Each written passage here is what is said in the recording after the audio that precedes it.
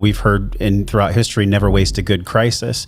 How do you lead the healthy rebellion community? And then also, how do you lead yourself and your family from that lens of mental health? I think one of the big pieces of mental health is that the most stressful environment you can place someone in is one in which they have no agency, or a sense that they have no agency. If you can convince people that they have no options, no agency, no control over their lives, like it's horrible for them. I think that this modern kind of woke mentality, it steals the ability for people to have gratitude. No matter how shitty our situation is, if we can cultivate a sense of gratitude, then that gives us the option of agency. I can be grateful for the challenge that I have, and then you can start moving forward.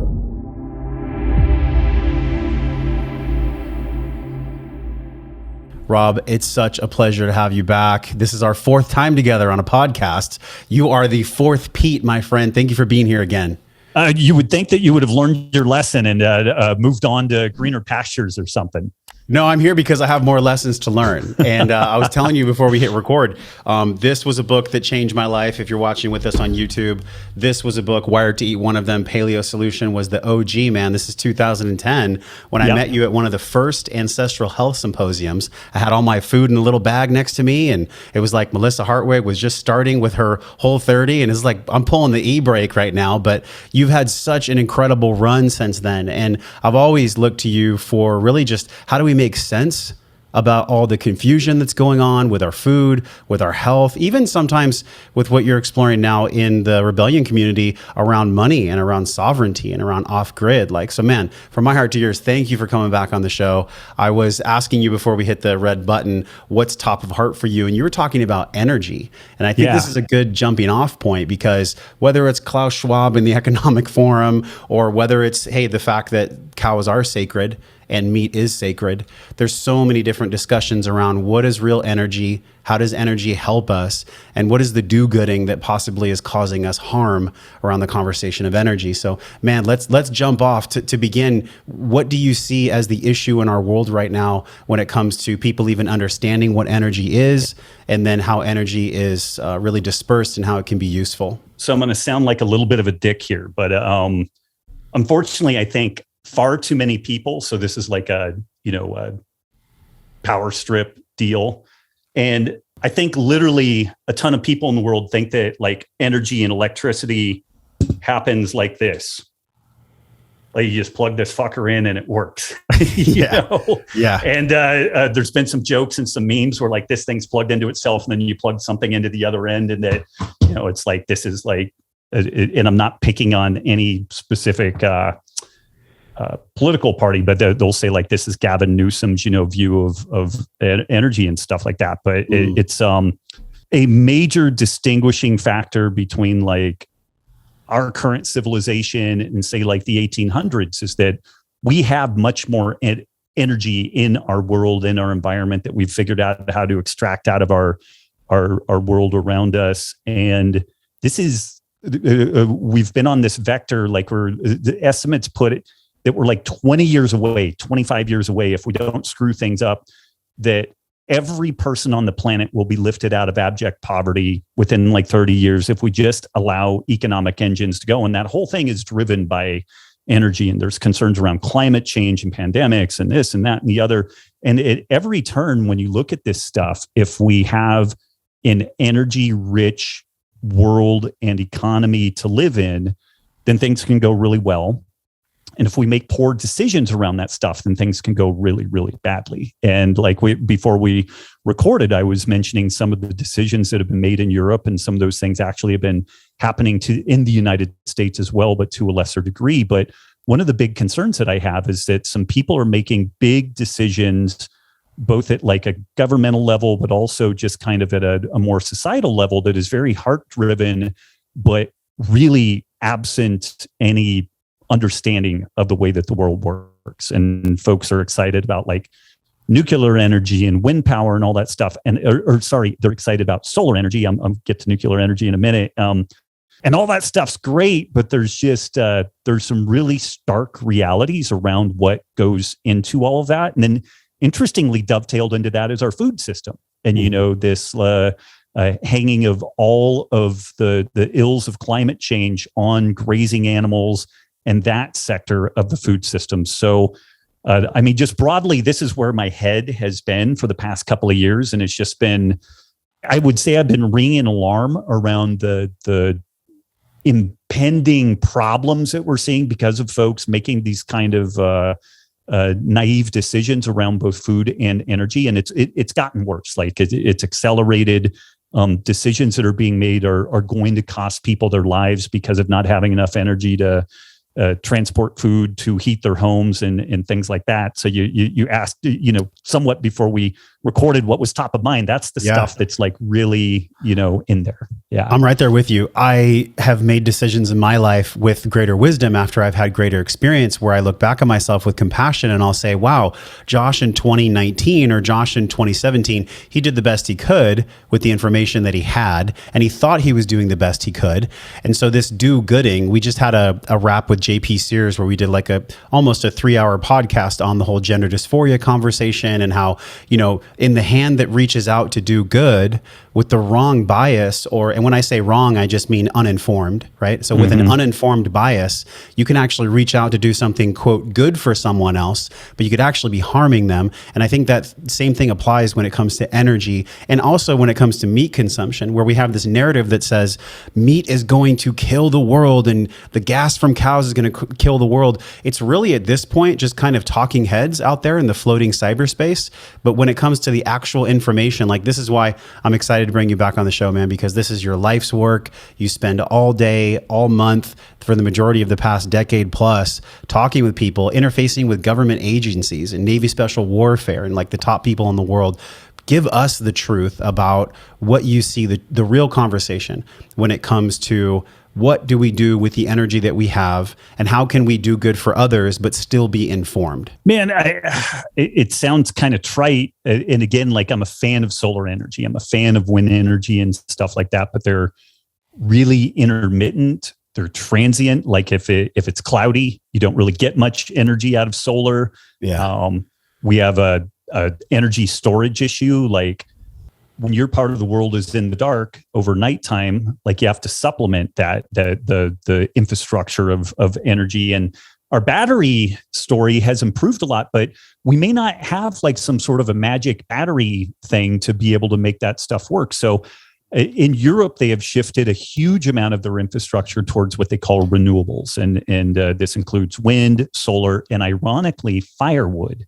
So when the solar and wind have failed, like in Germany and France in the last couple of years, and by failed, I just mean it hasn't met the need that is there, or like a weather pattern will pop up.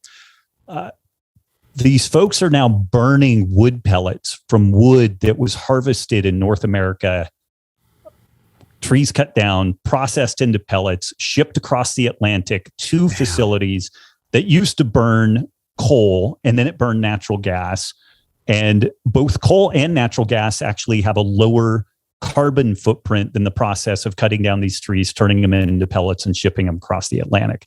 But because it's renewable, because technically it is, these trees will grow back. It somehow is grandfathered in, thought to be a good idea. It's again this kind of greenwashing. It seems like a good idea, but where I've been a fan of nuclear energy since like high school, when I first started reading about this stuff. And I've just been so perplexed that people weren't more excited about it. But I understand there's 3 Mile Island, which happened when I was growing up, Chernobyl, which happened when I was growing up. And then more recently, the Fukushima, kind of disaster. And so those things are definitely big concerns, but everything we saw in the failures of those Gen 1 nuclear facilities, we now have Gen 4 and Gen 5 nuclear reactors. And these things aren't pressurized. They operate in completely different ways. You can't have the failure mechanisms occur in these small modular reactors that we historically have seen in these larger facilities. But it's been really difficult to get people excited about this stuff. And it's interesting to me. It's always fascinating to me when you have people both on the right and the left that are equally against what I would consider to be a good idea. Like, it's kind of like, Why Yeah. is it that everybody hates this thing? That's you know? the true And definition of losing the forest through the trees, when you can't agree on what's best for all because of your bias on where you sit. Well, yeah, and maybe even more than that, it's just intriguing that both sides of the political divide seem to dislike nuclear energy equally. And now the one story may be that, well, it's a really dumb idea and I'm just an idiot and, you know, I'm barking up the wrong tree. The other may be that this is literally the solution that could liberate all of us, and a bunch of the control that both the right and the left want to exact upon us would be mitigated if we adopted this wholesale, and you know, a bunch of the drama that we experience in the world would be mitigated. And that's actually kind of my view on this stuff. And I don't awesome. want to, yeah. Maybe we could circle back another time and really go into what the difference is between like a Gen 1, Gen 2, Gen 4, Gen 5 reactor. We'll link a resource down here. Is there somewhere you go to get educated on this yourself? And we'll link that for everybody. I'll pull some up for you. I've got off the top of my head. I would want to, most of them are pretty engineering heavy, but they do have some good like you know, public facing stuff just to explain. So like as an example, people are oftentimes, and rightfully so, concerned about the nuclear waste from these Gen 1 reactors. The interesting thing though is that the spent plutonium and uranium that is oftentimes used in the Gen 1 reactors can be the input fuel for these next generation reactors. So the problem of dealing with spent nuclear fuel is now getting mitigated because of ways that people have figured out how to use that. If you are a fan of solar energy, that's great, but one of the primary byproducts of mining the rare earth minerals that are necessary in making the solar panels is that we find huge amounts of this radioactive product called thorium. And thorium could, in theory, be used in a special type of nuclear generation facility. Out in the Nevada desert, there's something like 5,000 years of global energy need buried there in the form of thorium that nobody is using. And you know, there just hasn't been the motivation to get in and develop this stuff as a resource. And the main sales pitch that I would have around this stuff is so many of the things that we would want to do, from like basic economic infrastructure all the way to like, if you want to do these like carbon capture projects and like get carbon out of the atmosphere and stick it underground, you need huge amounts of energy to do that. And the ironic thing, like somebody shot me a news piece the other day, like there's an outfit in Wyoming that's going to be running this carbon capture facility. And although it's generally going to be run with the excess energy generated from solar and wind, when the solar and wind is not available, they're going to be burning natural gas to run this thing. And and when I started poking around and asked about this thing called a life cycle analysis, like how much energy goes into it versus how much carbon do they take out of the atmosphere, this thing over its life cycle will end up putting more carbon in the environment than it takes out. And so it's bullshit. You know? I feel like the further we get from nature, like even if I think about the closed organic cycle in nature, sun, plants, animals, defecation, soil, new plants, we eat the animals, we get all the things that the ruminant digests. And I think it's the same construct we could apply to energy, where if we go too far away from the energy that it takes to yield the energy that's produced, why would you do it if the energy that it takes is more, right? It's the same type of model. Well, and it's if you want to go to a more biodynamic model, then this is where like the pastured meat, grass-centric kind of food system is really powerful because it can sequester and capture huge amounts of carbon. We can reverse desertification and take areas that have turned into desert and turn it back into arable land that produces food and creates a lower heat footprint and starts sticking more carbon underground. So you can do it that way. And I think we probably should do it that way. But then if you still want to do climate mitigating activities of like sequestering carbon, then you need a really robust energy source, and solar and wind are not going to cut it. And this is where like folks need to really lean into the idea of nuclear energy. And the funny thing, I was having a conversation with a friend of mine, and he's like, in your gut, do you ever see like the solar and the wind stuff like really supplanting all this stuff? I'm like, no, it's just not going to work. Like it'll be a piece. We're going to have more of a mosaic energy future than you know, like the very like fossil fuel centric stuff that we've had in the past. But at the end of the day, when you have enough people starve, when you have enough systems fail, then people are going to demand something different. My only anxiety around that is when enough people starve, when enough systems fail, you're in a beautiful situation for legit fascism, totalitarianism to come in and fill that power vacuum. And I don't want to overly politicize this, but like folks more on the left side of the scene have, they've been worried about like Donald Trump type people and calling them totalitarians and fascists and all that type of stuff.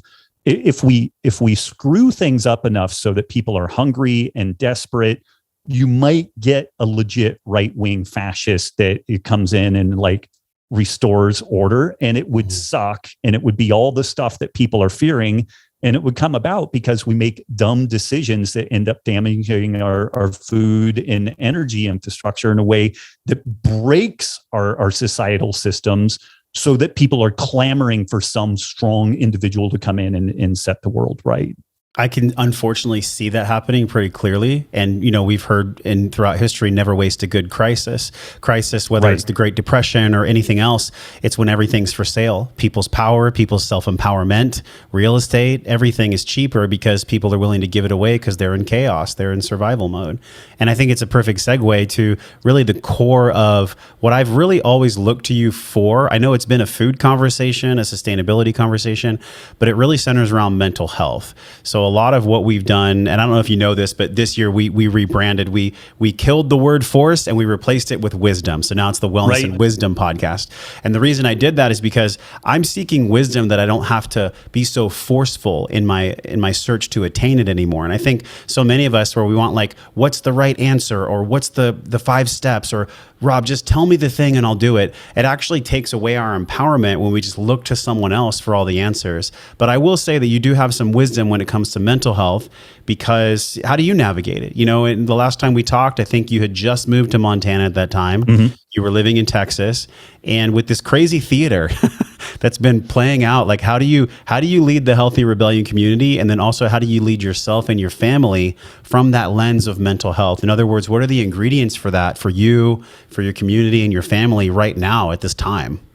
The cool thing about the Healthy Rebellion is that, and I suspected that this would be the case, but I put out an invite. I'm like, hey, why don't we get together and we have kind of, and I hate the term safe space, but it's safe in that people can, we have some very Why do you hate the term safe space? Because it's been turned into this thing where it suggests that being exposed to uncomfortable ideas is somehow damaging to you, which I think is or how about just a freedom space? Maybe that's a better terminology. Maybe freedom space is a better term. But we have some really spicy debates in there, and really the only rules that we have is that there's civility. You don't call each other names. You document your case. If you have some emotional stuff around it, that's cool. But it's like, okay, that's feelings. And now here's where we're going to deal with facts. And like we're real heavy into like, if you're making a case, document the case and everything. And it's good. And the cool thing about that is I think I did sow that seed in a way that there was this sense of propriety and kindness, but honesty. But then that group has self-organized in a way that, like, if I die, like that thing's going to continue and go and thrive, and it's not going to end because I end. Like the ethos of this kind of freedom-oriented, fact-based, but also acknowledging emotions and mental health and all that stuff has been huge. And so people just being able to have some degree of community, particularly like we have a lot of people from Canada in the rebellion, and my God, the lockdown issues that those folks have had. It's absolutely unreal. I can't imagine living there.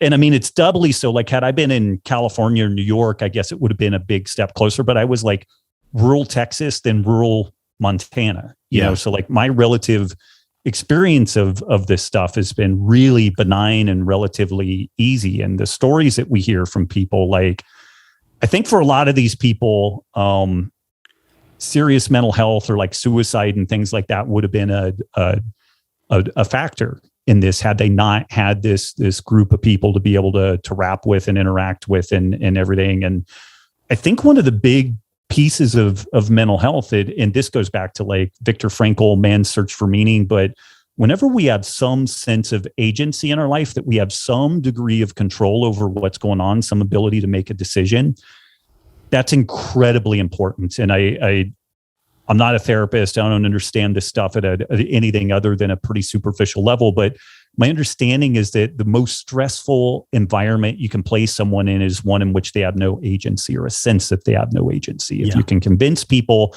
that they have no options, no agency, no control over their lives, like it's horrible for them.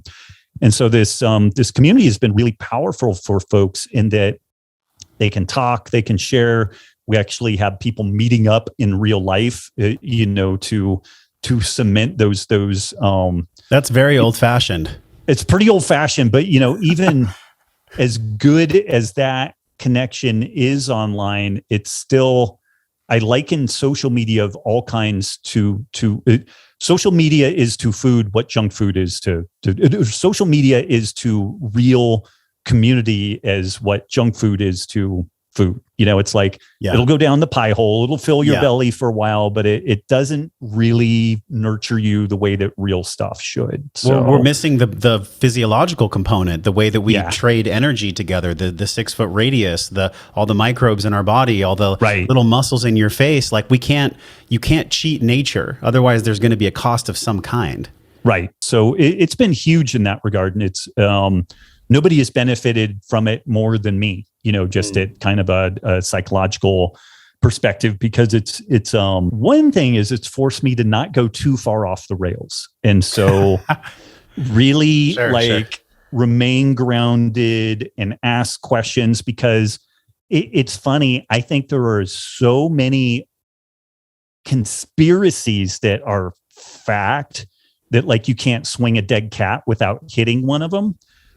But that can turn into this thing where like you go a little bit crazy because everything is a conspiracy, and you start not doing diligence and like vetting out stories and stuff like that. And so because I'm kind of ostensibly like the lead of this community, like I've got to keep my feet on the ground, because I can't give bad insight, bad information to this group. I guess I could, but I'm really trying not to.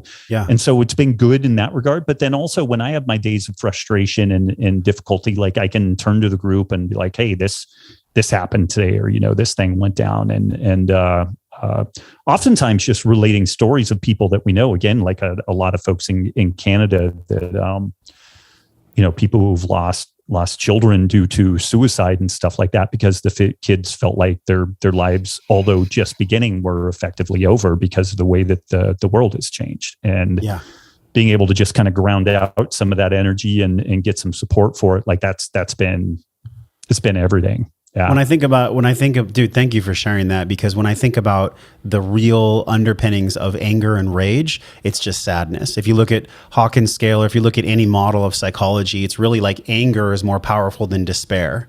I think it was actually a quote by Arnold Schwarzenegger in one of the Terminators. He's like, anger is more powerful than despair. Because when you're angry, there can lead to just apathy. It can lead to apathy, and you could lead to just giving up and just stopping. And a lot of people, unfortunately, are making that decision. And you talked about the kids from Canada, which honestly just fucking breaks my heart. Like I think about where I came from, and you grew up in Reading. Yep. And this is interesting. I was going through my old copy right here. You can see all my little tags from 2010. And I was looking at the first 20 pages of this when you told your story.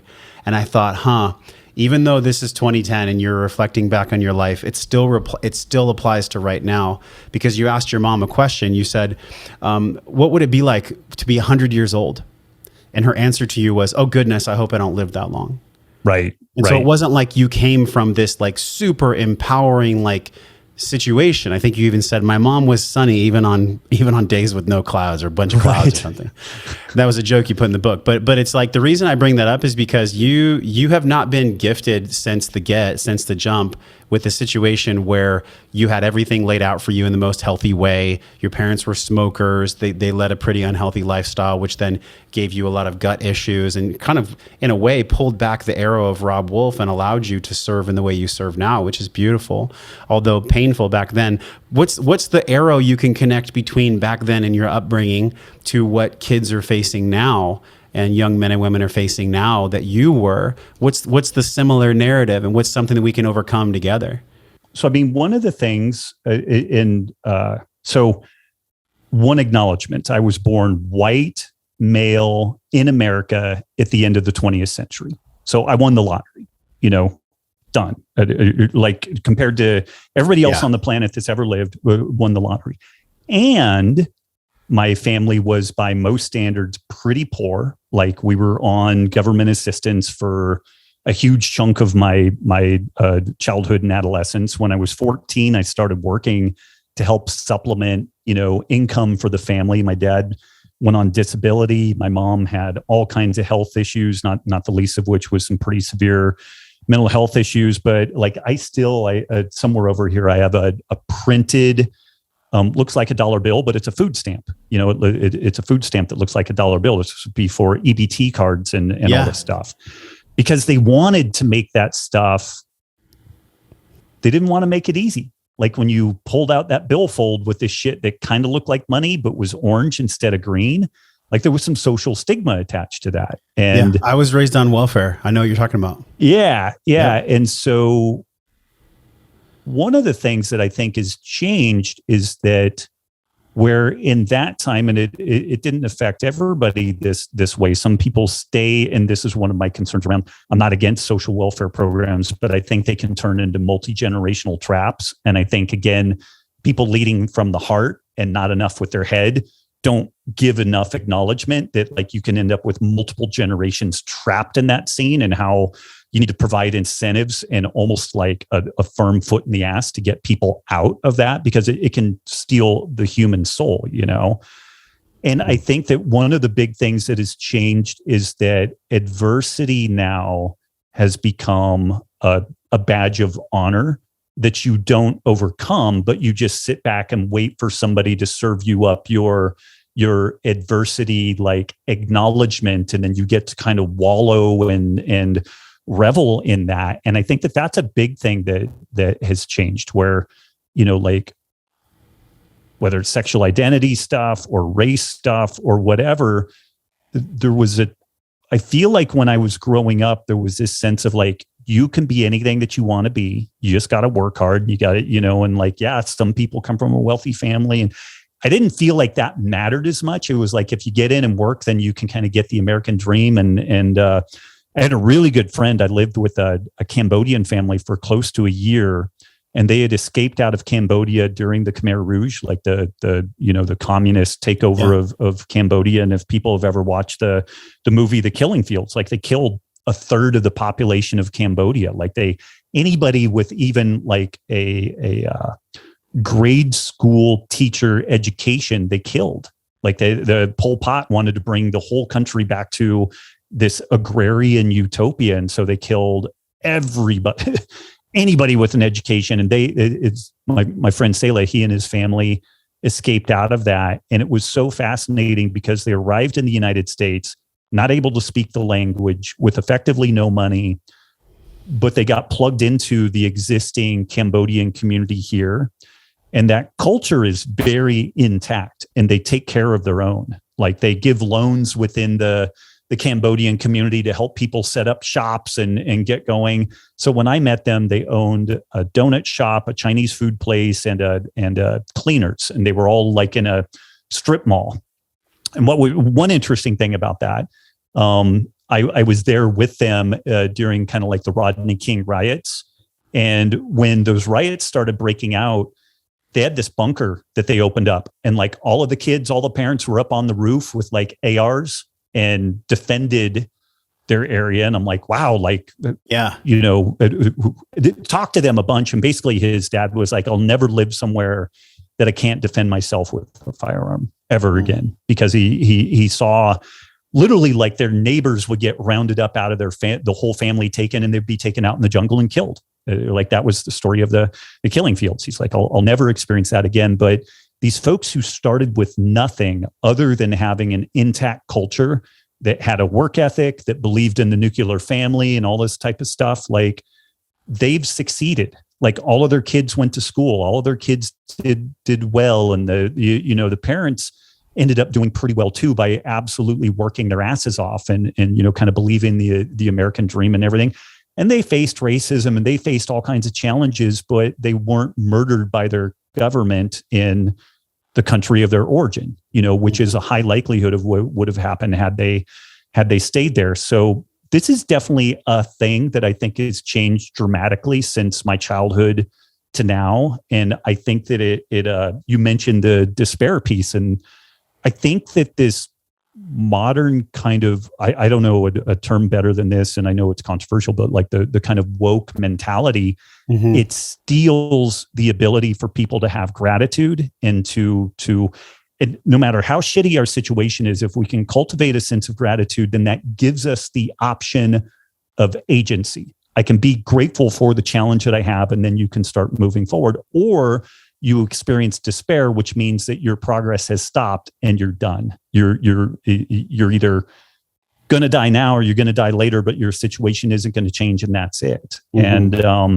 I think that's clearly this isn't universal, but I think that is a major change between like my childhood and now. And I think it's a major source of like just massive mental health issues for kids is that they, whatever difficulties they're facing, instead of people saying, you can get through this, people are saying, damn straight, you've been victimized. Yeah. But they give them no route out. There's no, it's then just begins this downward spiral.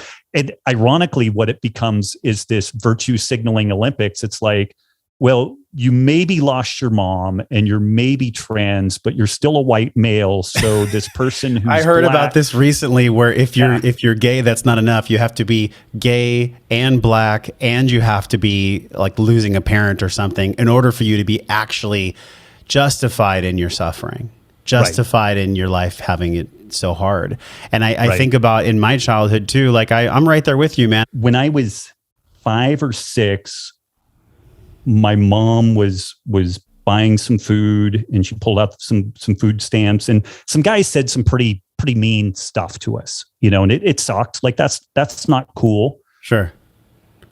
But what it did in me is it made me say, I'm never, ever, ever going to rely on this. That's and right. like I had like the fires of hell behind me on that. So there's two things. Like, was it cool that these guys like shamed us for the situation we were in? No, not necessarily cool. Wouldn't advocate for that. But at the same time, like that discomfort that I experienced changed the vector of my life. I could easily, and a lot of my family did, stay on that track and never escaped out of the dole. And now we're looking at it, multiple generations of people who've been trapped in that scene. So I feel like the only one, in the Matrix, they call it the one, where like Neo is the one. Right. And I've even heard like Patrick Bet David talk about this. And I've heard Jordan Peterson talk about this in his own way. Every family in somewhere in the generational pattern, they have a human being that just decides no. They just put their hand up and they say no, and the bullets fall. And would you say that in your family, you are that person? I guess so. Yeah. First one to go to school. Yeah. First one to really get out of that area. Yeah. And the reason I asked that is because in this same vein of mental health, you posted something that I thought was really beautiful, and it was about your daughters. You posted it on Instagram about 4 or 5 weeks back. You said, if I can help my girls understand this one thing a few decades later, they will be set. And we'll put this right here in the show right now for everybody to see. If I can learn to enjoy repetition, you can achieve what normal people think is impossible. And I think in the construct of like, okay, what is mental health? What does it mean to be mentally healthy? What is anti-fragility? What is emotional resilience? Man, Rob, I think that sums it up. If I can do stuff that sucks with repetition and maybe not necessarily enjoy it, but still do it anyways and have the resilience and the fortitude to finish the tasks, to eat the thing, to lift the weight, to pay the bills, to go to work, to do everything that maybe isn't sexy or that isn't glamorized in the immediate gratification world that we're kind of in. is that why you posted that? I mean, did you have a conversation with your girls about that? Or was that something that was coming through you as a father? Like, why'd you put that out? All of that, like both internal facing and external facing. So, like we have discussions around this all the time. And man, the die is not cast as to whether or not I will end up being a good parent. There may be some tell-all story that's like, oh, he ruined my life. That's in my consciousness too. So, my son's 15 months old. I'm like, I really hope I don't screw him up. Yeah. So, but we've been homeschooling for the past couple of years. We started like 6 months before COVID, and then just kept doing it. And there's highs and lows to it. And like writing has been kind of a bugaboo for both girls because it's hard. There's all, learning grammar and syntax and punctuation and everything. It can be really dry. And both girls were kind of having a little bit of a poopy pants moment. And I told them about this exercise that I did where it was actually a really beautiful setting. We were outside, like it was a creative writing class. We went outside and there was a brick wall, like tall brick wall. And the instructor was basically like, write 10,000 words about this brick wall. And people were like, are you fucking kidding me? And so I really got into it, and I was like, okay, so I've been tasked to write 10,000 words about this brick wall. And the first thing I'm going to do is look at how many bricks do I think are in this thing? And so I went through like an estimating thing where I physically counted like 2 strips and then estimated the other thing. And so I did that. And then I talked about the chemical composition, and I talked about how much bird shit there was on it. And like, it was easy to get 10,000 words out of this thing. Like, you couldn't believe it. And I was describing this to my daughters, and both of them, there was kind of a light that clicked. They're like, okay. And I was like, my point here is that you could be tasked with something that seems so banal and so like a brick wall. And I'm supposed to write like 5 single-spaced pages about this thing, and it ended up being easy. It's like, yeah, because I reframed that whole process. And it's funny. So Zoe is 10, Sagan is 8. Just the other day, they got a postcard from their Texas cousin, Hallie, and they were like, can we write her a letter back? I'm like, absolutely. And both of them wrote like a 5-page letter, and they used parentheses and great grammar, and their spelling is getting pretty good. And they had a blast doing it. And they were actually, I was like, do you want to send it as is, or do you want me to spell check it and punctuation check it? They're like, no, I want this to be perfect. So we went back through and spell checked it, punctuation checked it, and everything. And they had one is that you can't always, especially with kids, is just give them that beat down. Like, there is something about being like 18, 20 years old that you can like, write the 10,000 words about the brick wall. But this was something they were motivated to do. And we've been able to goose them hard about like, you got to do the fundamentals to be able to do the good stuff. Like, if you're just learning jujitsu, you can get the shit kicked out of you for a while before you can do some cool stuff. If you're just learning guitar, your fingers are going to bleed and you're going to look like an idiot for a while before you play your first song. There's just some, climbing the hill. And usually, the beginning is the hardest part. And then once you get into it a little bit, it starts getting fun. Like, you've done the bulk of the hard. You get a little reward here and there. You get a little momentum. Yeah. And so, and I saw that, both with my kids, and then a lot of the world out there. Like, a lot of my peers are very smart, talented people that I see just absolutely spinning out about the world, and in part, like the ability to build something online now is so kind of fucked up from my perspective, in that, like, for the algorithm to give you oh, you're doing good, like, you need to be so over the top and so provocative. And, I think that people have kind of lost their way in that regard. And so they kind of sell out, because just kind of, and this is part of the reason why I've largely abandoned social media, because it's just like, I'm not going to play that game. So if I'm going to be a nobody, that's fine, but I'm going to be a nobody on my terms, and that's okay, And then there's this other piece that I think, this broader scene of people that just, it doesn't matter what your situation is, you can improve it. Like, I have a, Kyle Maynard, my good friend, who's born with no arms below the elbow, I've hung and no out legs with Kyle below before. the knees. Yeah. And he climbed fucking Kilimanjaro, and he's a New York Times best-selling author, and he's a great human being. And I'm sure he has days that he absolutely struggles, but he gets back in and he just does it. And he has a sense of agency always, And what's kind of heartbreaking to me is that I think that people are arriving at this kind of woke scene with good intention. Like there is inequity in the world. There's racism, there's this, there's that. We should fight against that. But I think so much of the way that people tackle it ends up hamstringing and worsening the situation. Like it is the multi-generational trap of like welfare, the way that this stuff is being sprung, because it's not really empowering people.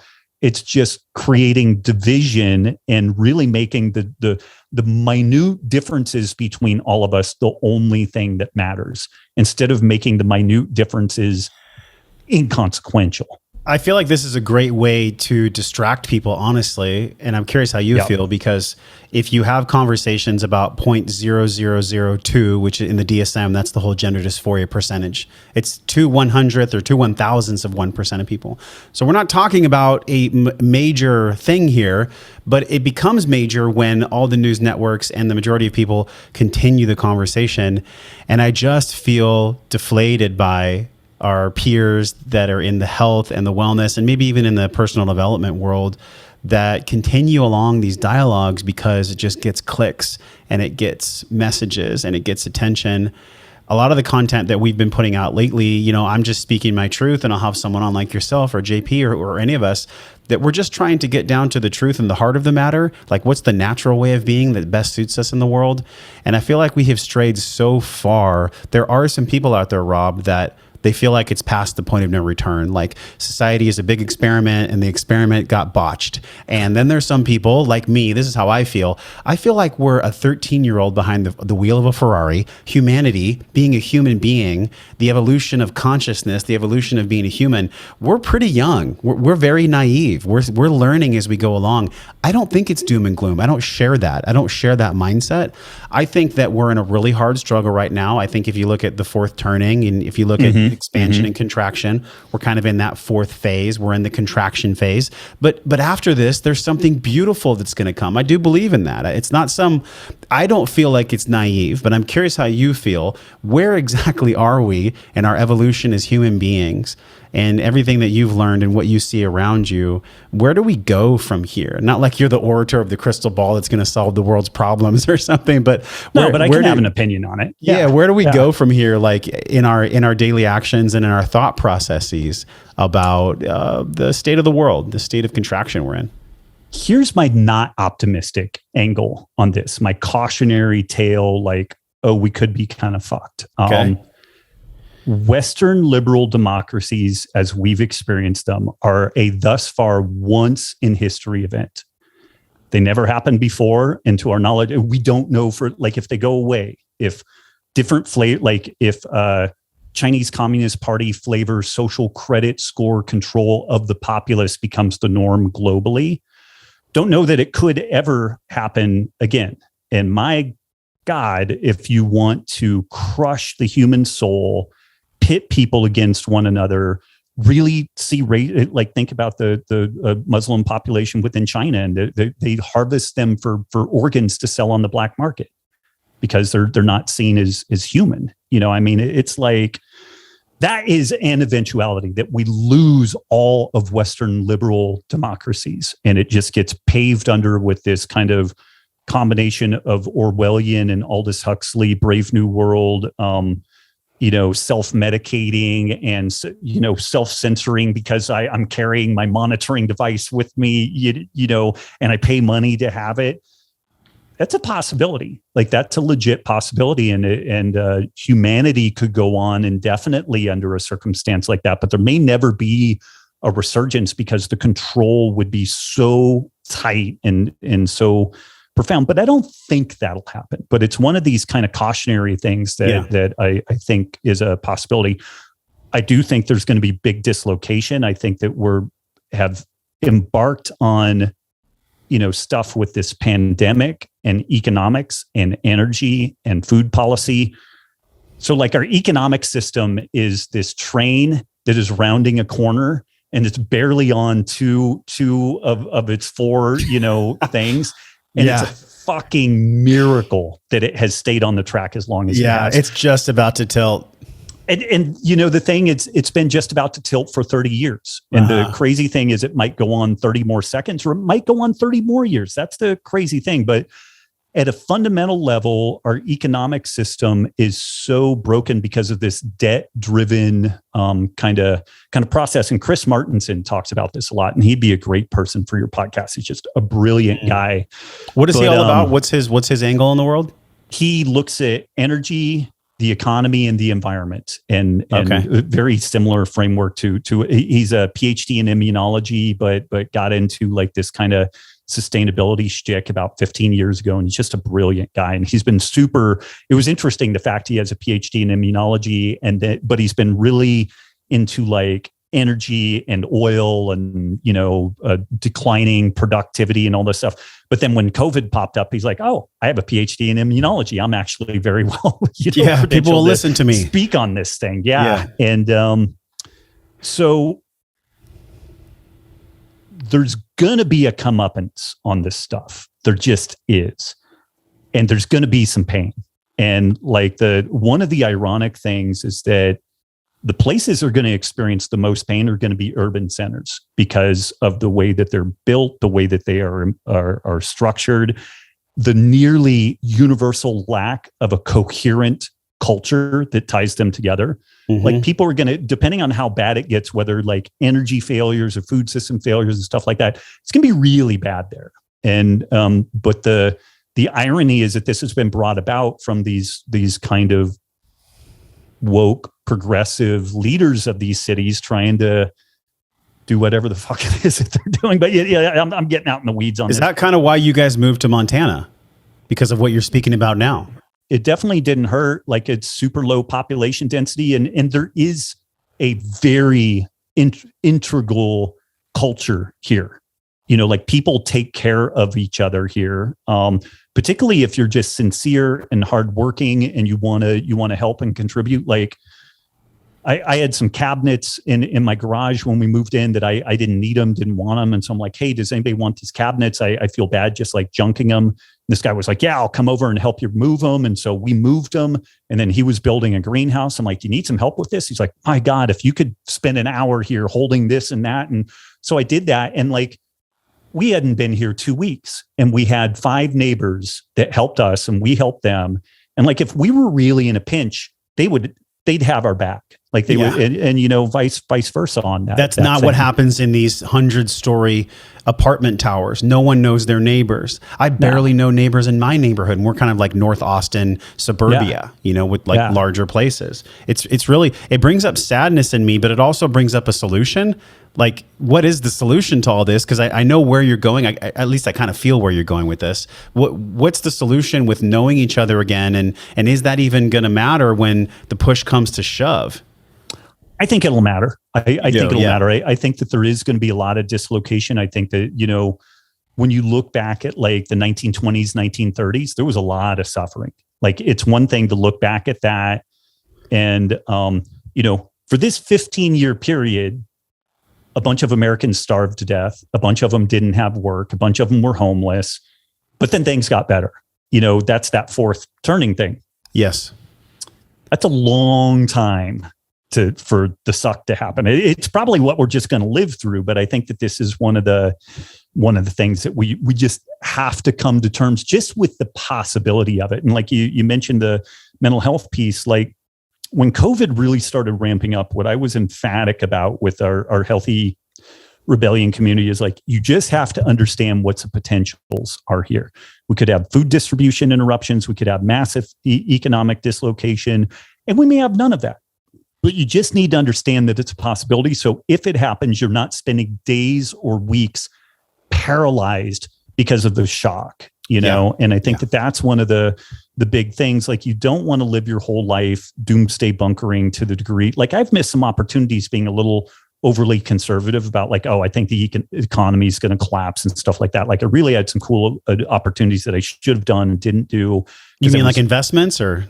Investments and even just like life stuff. I could have been a little bit more whimsical and enjoyed myself while mitigating downside risk. But But also when COVID started ramping up, I didn't miss a step. I wasn't surprised. It didn't affect me at all. We had food, we had water, we had this, we had that, we had community. Like I was like, yeah, of course a pandemic's going to happen. That's been on one of my, my top 5 list of things that could be existential threats to society, like EMP pulse, pandemic, economic collapse, the totalitarian regime takeover and stuff like that.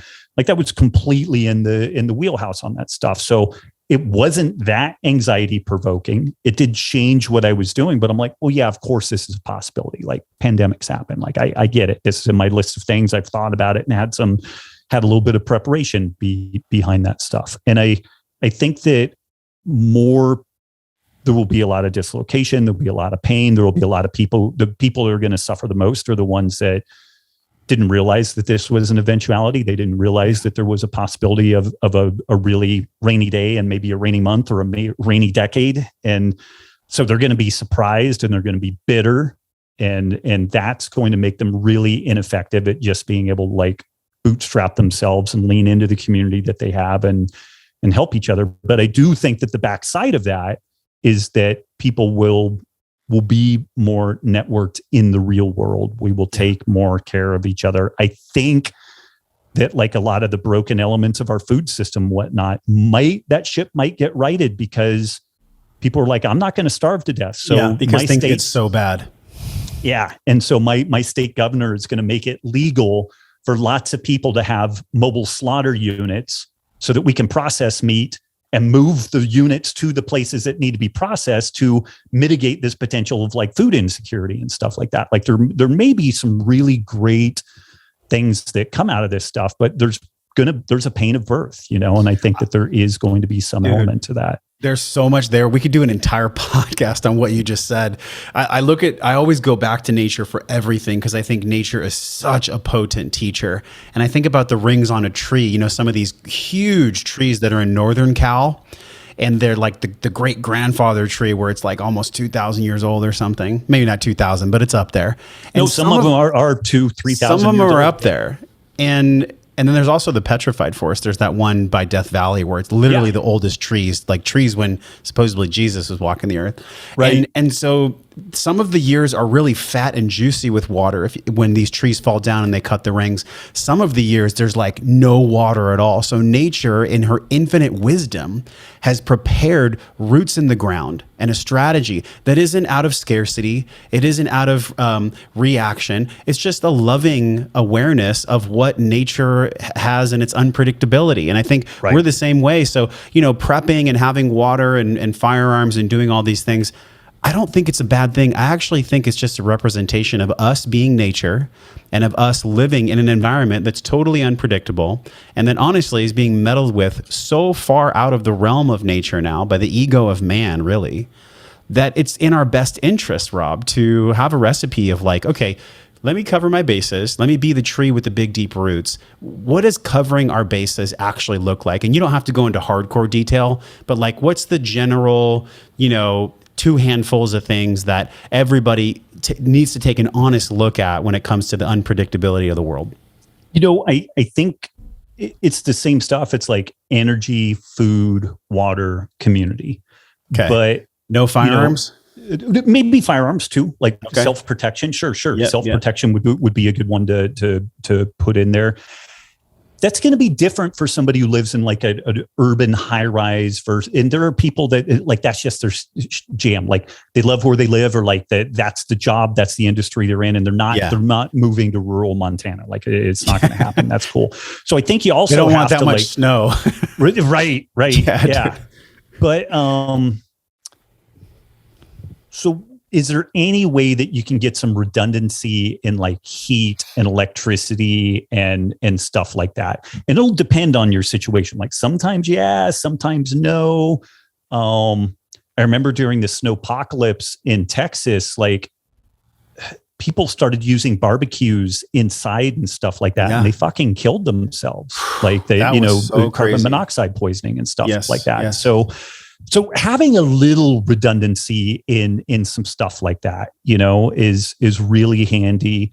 having some redundancy in water. Like most people can last a long time without food, like literally weeks, but without water can get dodgy. So even if you live in an apartment, like having a couple of 5-gallon bottles of water that are in the closet. So you've got some little, you know, just a little hedge, and then you've got some canned food or freeze-dried food or, you know, something. And so you buy a bunch of canned salmon and you've got like 8 sleeves of it. Like Costco sells these like double sleeves.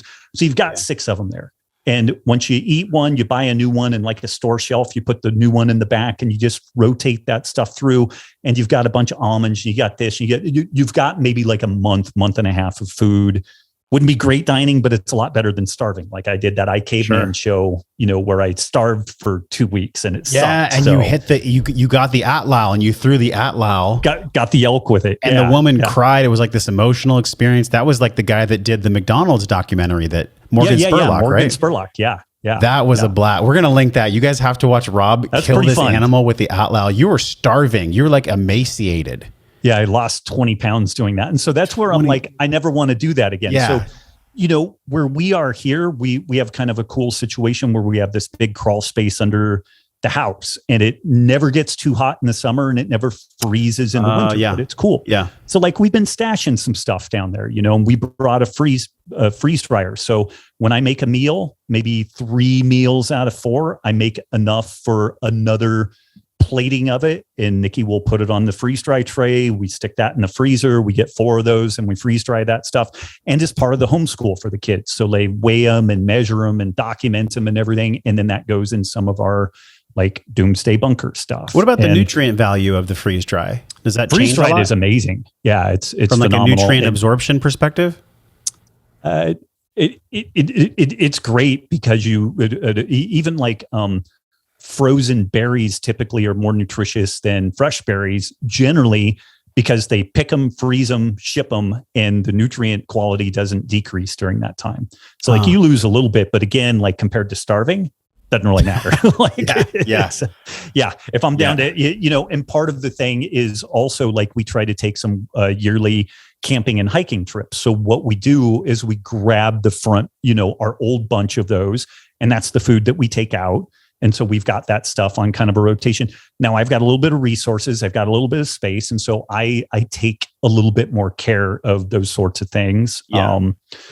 I bought an air rifle. It's a 357 air rifle, and it shoots just about as fast and hard as like a regular calibered gun. But because it's not technically a firearm, you can have it fully suppressed and there's no drama with it. And so we have deer and elk and turkey all around where I live. And if push came to shove, I could shoot those things and nobody would be any of the wiser, you know? And so I did a little bit of stuff like that. And to your point, like with the firearms, like I've been investing in some basic firearms training, and I would consider myself a novice heading into intermediate with that. And I think if you're going to own a firearm, you should learn how to use it and how to maintain it and how to store it and all that type of stuff. But definitely that self-defense piece, I think, is another important aspect to all this stuff. But, you know, we took care of some redundancies on energy. Like we have a backup generator. We have a small solar panel that we could flip out if we wanted to do some stuff. Yeah. We've got a pellet stove, which needs electricity to run. And then we installed a small wood stove that has a cooktop on it and some stuff like that. So we don't really use that. But if everything else went sideways, then we could do that. We live at a cool spot where we are about 50 meters away from a lake, which is cool. But the lake has a bunch of geese and ducks and all that stuff in it. So like harvesting that water would require processing. Yeah. So we have a well, and on that well, we installed a simple pump where I can pump water out of the well any time of the year. And I can plug that actually into our house and pressurize our pressure tank so that we could run stuff in the house. Not everybody has that infrastructure, but it's the life you designed.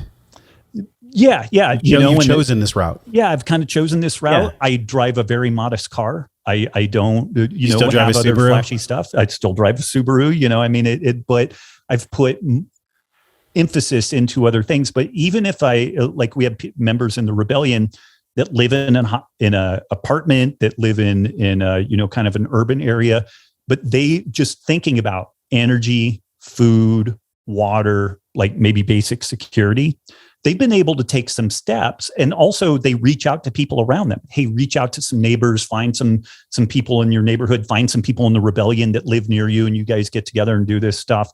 Yeah. So now they've got legitimate community. They're talking about this stuff. And there's just that sense of like, okay, I've got some bases covered. Like if a hurricane comes, if a fire comes, like we live in wildfire country, so it doesn't need to be economic collapse. Like this shit burns down every once in a while. I mean, when it burns down, it burns down. And I was in the Northridge earthquake when it happened. And so there's always arguments for just having a little bit of redundancy, a little bit of resiliency there. And I don't think you should remotely live your life completely based around that. Right. But for a month, you spend 5% of your time, 10% of your time shoring up energy, food, water, maybe personal security, you're really good. Like you've done some really great diligence, and then you just invest a little bit of time into maintaining it and updating skills and all that. Yeah. I think if you do that, then you're honestly more or less likely to be taken advantage of, or to be in such a dire strait that you would go and kind of trade your freedom or trade your agency for the food that you need or for the water that you need or anything else. Yeah. So there's this guy, Selko. His last name is Selko, and he was in the Serbian Civil War, and he has a couple of books like What to Do When the Shit Hits the Fan. And it's interesting because Serbia was a first world country when this happened, and they had civil war and everything. And he has some lists of things to have on hand, like to buy a flat of like Bic lighters and toilet paper and different things, like even tradable items. And this sounds kind of crazy, and this is maybe getting a little bit down the this is fringe hole a little bit. Yeah, it's a little fringe. But we did some stuff like that. Like he had this list of things that totally make sense. Like people are always like, if supply chains kind of break down and stuff like that, like people are going to want ways to start a fire and do different things. We bought a ton. This is just kind of an interesting little aside. A ton of the little 1 ounce alcohol things, like you would get on an airplane. Yeah. Because in good times, people drink. In bad times, people drink more. And like the alcohol never goes bad. And so I bought a couple of flats of that. And like if we were ever in a situation where we needed to do a little bartering, like I've got these really fungible, 1 ounce, like having a liter of tequila doesn't really help you that much. Right. But like those 1 ounce fungible things, it's like, okay, I'll take your chicken and you've got 2 of each, or whatever. So yeah, NFT ain't going to help you when you need to eat. Right. No, hey, not can I at trade that you point. this NFT for a steak? It's like, no, you can't. But I'll take that tequila you have. That would be pretty good. Okay, dude, I can't let you go unless we talk a little bit about money specifically. You had mentioned on one of your pods, I think it was the precursor that you did with Diana Rogers, and you said that Nikki was listening to this Bankless podcast. Mm-hmm. And I think it was the CEO who used to be the CEO of Coinbase. He wrote a book. Yep. And it was all about ways that potentially this is all for our good, this unraveling of finance and this unraveling of money. And especially with being a published author and seeing that whole world, which, I'm in the process of writing a book now, and I'm looking at like how much percentage is taken, and I'm hearing stories from friends. It's kind of a dog eat dog world in economics in general, and I think it always has been that way. How do you make sense of money yourself? And then also, what is inspiring to you about what the previous CEO of Coinbase is doing with his new book and talking about how actually the unraveling of finance might be a good thing? Can you enlighten us a little bit on that? Again, like Chris Martenson would be a great guy to get on the show. He has it. So his website is peakprosperity.com. Okay. And he has this thing called the Crash Course, and it's great, and it'll also kind of pucker your giblets a little bit. You're kind of like, oh fuck, like the world, it is kind of on that the 2 wheels, and so he looks at energy, the economy, and the environment. And on the economic side, it's kind of funny, like people in finance and some of these like Ivy League PhDs in finance or whatever, they look at modern monetary theory where we just kind of keep printing money, like, oh, it's fine. And it's not the same as running a deficit in a household. Like some people will say you can't just run a deficit, forever. But the thing is our debt-driven economy, what happens when we get a chunk of debt, and what has been happening since basically World War II, is there will be a chunk of debt. then we take out loans to pay that debt. And then we're paying debt with debt. The thing about that is that you need a certain rate of economic growth to keep that system going. It's literally like a rocket trying to take off. But if you don't have a certain rate of economic growth, then the whole system collapses. And I'm doing a super terrible job of explaining this. But this is where like we had super low interest rates for a long time. And then all of a sudden interest rates have, they went from like, when we bought our house here, it was like 2.38% interest, which is absolutely ridiculous. Like it's totally amazing. And now it's nearly 8% interest, which more than doubles what you would pay for a house, and there's all kinds of implications around that. Yeah. When I was growing up, certificates of deposit, CDs, paid 15% interest because to buy a house, you were paying 23% interest on the fucking house, Oh and that was in response to dealing with this stagflation deal from the 1970s. This was in the 1980s when I was growing up, but our monetary system, because we in the 1971, Richard Nixon took the United States off the gold standard. And when you look at civilizations that have a non-debasable currency, they tend to do really well. And then when they start loaning against their currency, you basically have set a timer. You've lit a fuse. And at some point, then that system is going to implode and collapse. And our system will collapse at some point. It doesn't necessarily mean that it's going to be like the Road Warrior and all that, but it can wipe out whole fortunes. It could, people who are banking on like their 401k being there and stuff like that, it may or may not be there. Like there's a lot of implications around that stuff. Yeah. And a financial implosion in some ways is scarier to me than like outright civil war, because there's nowhere to, unless you're really wealthy and really well connected and have a lot of resources so that you can plug yourself into like land and industry that can be, resistant to these processes. Which is why community is so damn important. Forget about just the fact that we need it on a nutrient level, but just also on like a human survival level too. Yeah. And I know I'm kind of bouncing around, but it's good. It's good. The financial system will end up having a comeuppance at some time, and it will be a big deal. And what we've tried to do with that is to build infrastructure around us. Like we're looking at having animals and doing some different things. I would like to, we have access to some fruit trees. I want to start pressing the fruit trees and making cider. And, I don't have a great skill set like building and swinging a hammer, but there's a little bit of stuff that I could do. But I'm thinking about some things that I can do in those other things, and it's fun and it's good homeschool projects, so it enriches our life today. That's one of the criteria that I use, whether or not we do something. Like, does it enrich our lives today? Is it something that'll be helpful, and it could be helpful down the road? But the money and economics thing is a really funky gig, because like crypto got absolutely crushed. In like the last year and a half. Yeah. The standard stock market got absolutely ham-boned. And this is one of the bastards of this current system. When you really dig into this, it's crystal clear that things are being manipulated. Like historically, if the money system starts getting dodgy, then people could go into like gold, silver, like precious metals. And that's a safe haven to go. It's not necessarily a place to make money, but at least you don't lose your value. But the big institutional players, and again, Chris Martenson is a great guy to talk to about this. He really understands at a much higher level than I do. Mm-hmm. The big players will lose some money today to hammer you and I for trying to go into gold and silver. So they'll drive the price up, and then they'll gut it and dump things. And what it does is it forces everybody into basically like the stock market. Like that seems to be, they want everybody in that scene, but the stock market itself is inherently volatile and unstable. And I'm not saying don't have anything in it, but it's the shitty thing is that they've created a situation where it's very, very hard to get out. It's very, very hard to have a legitimately stable, safe place to be. Well, we did an episode with Robert Breedlove, and he's one of the biggest crypto experts in the world. And he was saying that the majority of transactions that are done, Rob, they're done in microseconds by AI. Right. So all the money Right. that's transacting hands isn't actually the old school, guy with a tie on the Wall Street trading floor yelling and scribbling.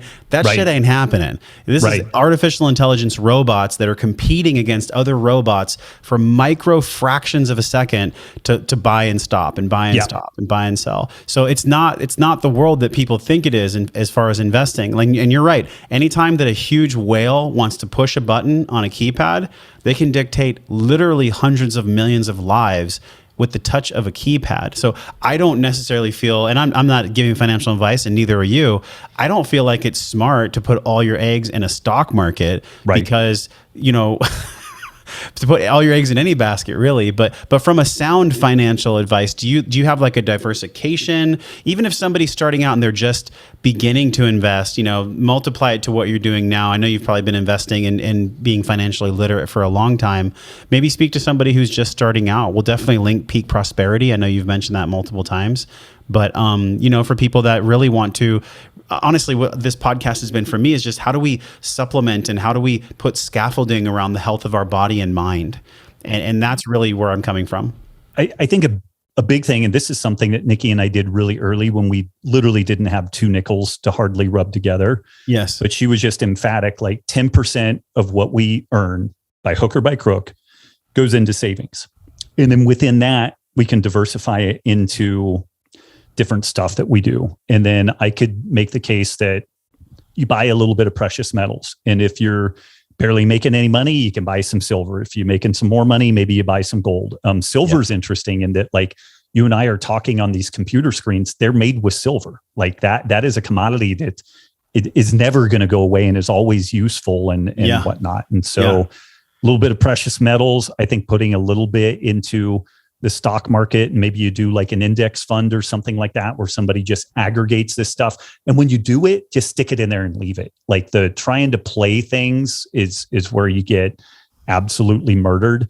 I do think investing a little bit in crypto. And again, if you're taking 10% of your income and then maybe you do 33 and a third, like precious metals, stock market, some crypto, or if you're in a position to buy land, like I think that land, particularly if it could be leased or used for like lumber or farming or ranching or something like that. And again, this depends on where you are, but even if you're like a 20-year-old college student who's working part-time at a bookstore, if you can start doing a little bit of this stuff, just instead of being totally over a barrel debt-wise, if you're actually in a position where you're like debt-free and saving a little bit, totally different mental space, just so entirely different.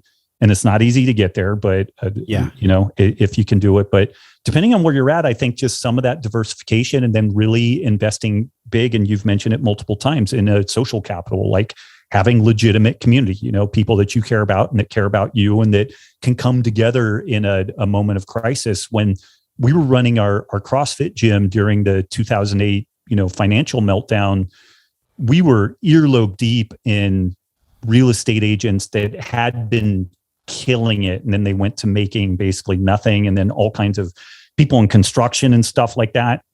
People stayed members in the gym because they found jobs and they found community within the gym, and just the fact that they had somewhere to go where people cared about them. It's kind of like Cheers. Like everybody knew their name. They, they're glad they came, they got a workout, they got some exercise, like all that stuff. So those brick and mortar interfaces are pretty important. And, being part of like a jujitsu, yoga, CrossFit type of scene would be huge because of the connectivity that you've got there potentially. It's also being a person that is resourceful, like being in an environment that you help to create where everybody gets to eat and everybody gets to be part of the trough and everybody gets some benefit of that. And I think that's like so much of what you and I have talked about today, which has been so practical and so good. It's because none of this stuff, Rob, the majority of what we've spoken about does not get taught in traditional schooling. It just doesn't, right? And some of these skills, like, you talked about your girls learn to write. Like, we gotta learn how to write. We gotta learn how to do basic arithmetic. But problem solving and thinking outside of the box and an entrepreneur mindset, or just a mindset that likes to ask questions. I think you even mentioned that in your book. Like, my favorite question was why. I would just continue to ask why, and look where it got you. is there a part of you that now being a father and now being at the stage in your career that you are, if you could go back, and I know we're kind of like pulling a crazy time machine maneuver, but if you could go back and just put like a little seed of wisdom in the pocket of yourself when you were like 18 to 25, that might have given you more peace back then, or might have given you more grace back then, what would you tell yourself now at that age that wisdom only knows through experience? I think being raised poor, like there was a lot of baggage with that. And so there was, my 20s were spent in large part just trying to prove to myself and prove to the people around me that I mattered. I was smart, that I could be successful, and I think that even if you come from not a poor family, I think that's a common period of your life where there's this, I'm going to prove it to the world kind of thing. Yeah. And that there's some power to that too, though. Like it's a pretty good fire under your ass, to get in and do it. But there can be I wish I had been a little less broken in the process of that. Like I might have made some better decisions. I might have been just more comfortable in my own skin. And how so broken? When you say broken, what do you mean? Needy, like kind of codependent, needy type stuff. But alcoholic parents, I don't know. I don't know how much of that, just advice could have fixed. We develop, I think, particularly like family of origin type stuff. I think about it like gears meshing to make a mechanism work. And I had gears that meshed with my family that, although dysfunctional, worked within that context. Then you go out in the world and you find people for those gears to mesh, and lo and behold, they're dysfunctional people because that's the gears that I've got, and it took a while to figure out, if I want to interface with somebody who's not broken, I need a different set of gears.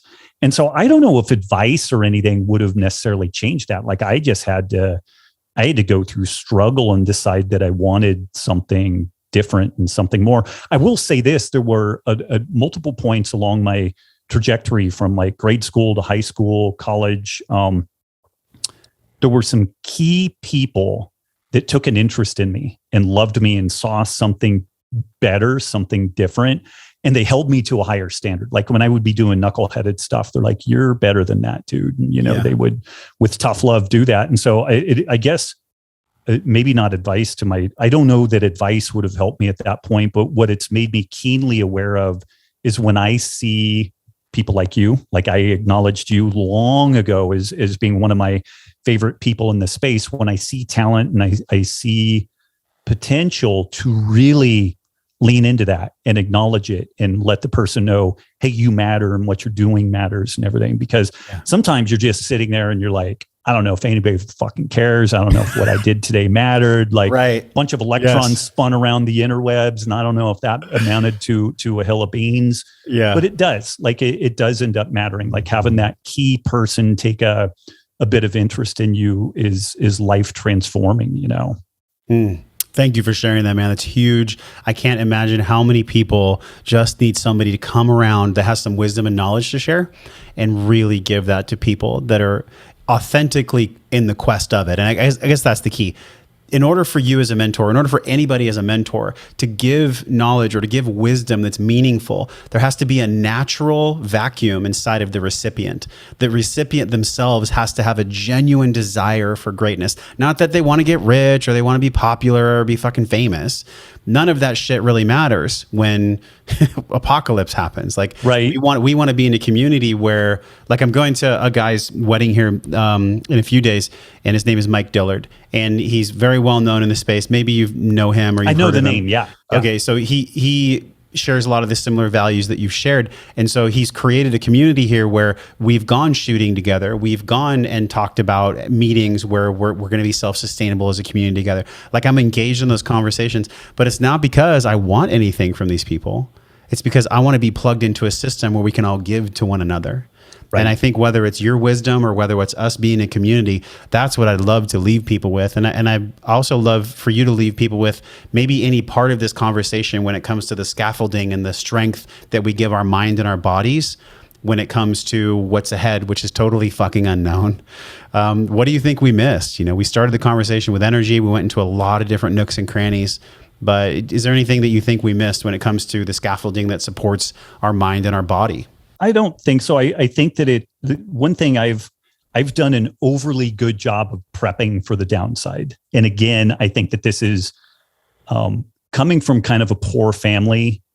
You get really good at just making do with what's in front of you. Like I can spin something up out of nothing, you know, but then being comfortable with a little bit of success, being comfortable with like, okay, you took care of some downside risk mitigation, but now just live. Like you got one life.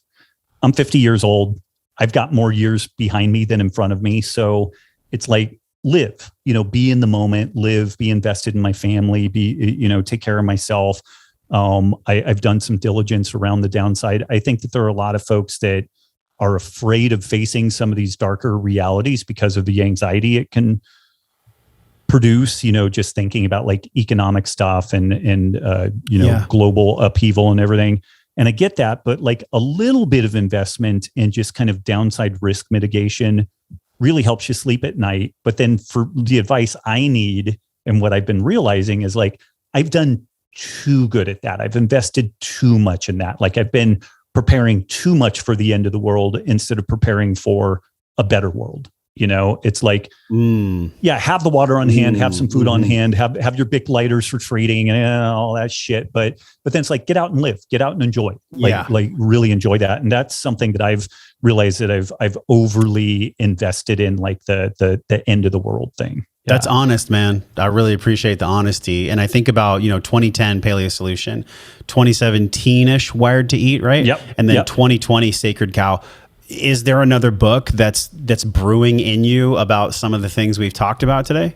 You're very insightful-ish. I'm working on something. The working title is The Consequence Economy. Okay. And it's basically talking about COVID and energy, and just where these good intentions can go horribly wrong and how a lack of understanding of the way that the world really works can make things far, far worse for folks. Man. Okay. That's going to be a ways down the road though. Yeah. So that's like some time. It'll Hopefully by then the world is standing, which I think it will be. I think you've prepared enough, that's for sure. So man, as we say goodbye, just answer this question, please, about, this wisdom that we're all seeking, this wellness that I think is mental, physical, emotional, spiritual, and financial. That's what I've learned over these past 15 years is like, how do we fill those on a consistent basis? But how do you see wellness now? Your girls have grown a little bit. You're living in a new space. Your life looks and feels different. So does the question of, hey, I'm Robb Wolf and wellness to me feels and looks and defines in this way, has that changed? Is it the same? What does living well actually mean to you? Living well for me now is definitely prioritizing the things that I really want to do. Like Nikki bought me a guitar 10 years ago and I had not picked it up. And then last year, right before Christmas, I was like, I'm 50 years, like I'm going to turn 50 in January. Like the time is nigh, And so I started doing some online courses with it, and I can play a couple of songs now. And that I'm very fortunate that I can, amidst doing my career stuff and family and all that I can carve out some time like that. But it has just been this thing that I've wanted to do forever. And so, if you want to do something, get in and do it. And also I have said no to more things in the last 2 years than I've ever said in my life. Like I would love in some ways to get back out and do the in-person stuff, but I did so much travel. I'm just done. Like what I would like to do is start doing some events, have them here in Kalispell. That's what you should do. Then all of y'all can come visit here and I don't have to travel, and then we can get together. Yeah. I need to link you up with my buddy. We just did a huge podcast right behind in the studio. He lives in Montana.